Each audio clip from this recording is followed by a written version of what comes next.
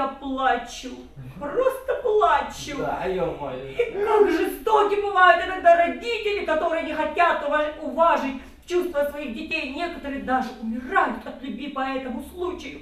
Молодой чиновник Жадов, амбициозный, но придерживающийся идеалистических взглядов. Он не желает угождать, брать взятки, льстить. Главный герой готов жить, пусть и бедно, но честно. Эта роль досталась Ломали Ташхоеву. Сегодня он в числе коллег впервые знакомится со своим героем. От персонажей классической русской литературы до ингушских современников актер примерил немало образов, но этот ему нравится больше всех. Сегодняшняя читка позволит ему и другим актерам театра осмыслить, как они будут вживаться в роли и внести коррективы в материал. Само собой, это как бы самостоятельная работа каждого артиста, который берется за тот или иной персонаж, да, работает над его воплощением. Конечно, будем что-то придумывать, подстраивать его под свою характерность, да, как бы, и уже, конечно же, руководствуясь текстом автора и подкладывая уже текст под свою природу, уже придумывать какие-то моменты, которые будут интересны зрителям. В дальнейшем будет разбор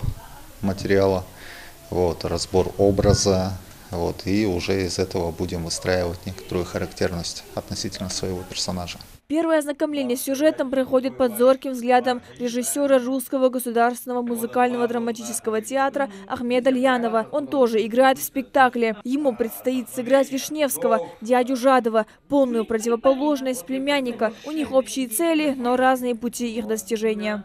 Племянник Жадов, который говорит, я не хочу жить так, как живете вы, там, взятками. Я хочу зарабатывать честным своим трудом. И на что ему дядя говорит, женись, я посмотрю, как ты будешь жить честным трудом. В финале он понимает, что реальная жизнь совершенно иная. И понимает, что без доходного места прожить счастливо в семейной жизни не получится. Приходит просить доходного места у дяди.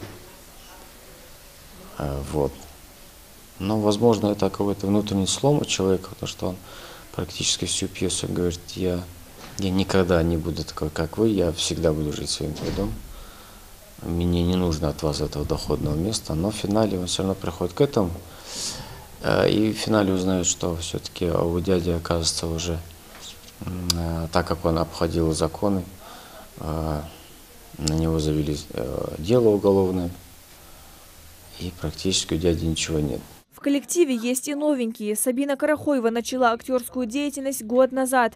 На ее счету это уже третья роль. Она играет второстепенного персонажа. Мой персонаж Поленька, такая наивная девочка, без, можно сказать, своего внутреннего я, который кто к маменьке, кто к мужу Жадову. И будем пробовать. Разбор материала, образов персонажей и, как результат, выстраивания характеров каждого героя. Сейчас постановка на начальном этапе.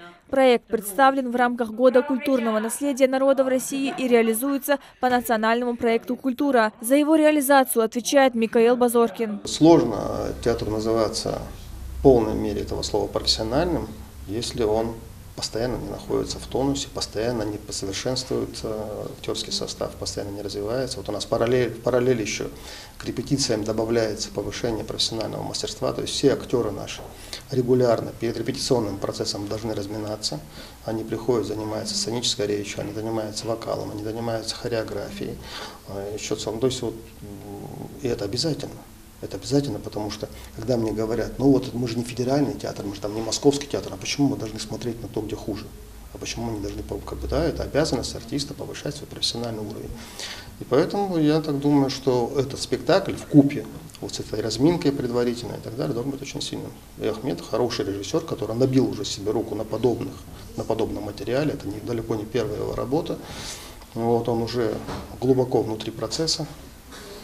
Поэтому проблема только во времени. Все остальное хорошо, слава богу.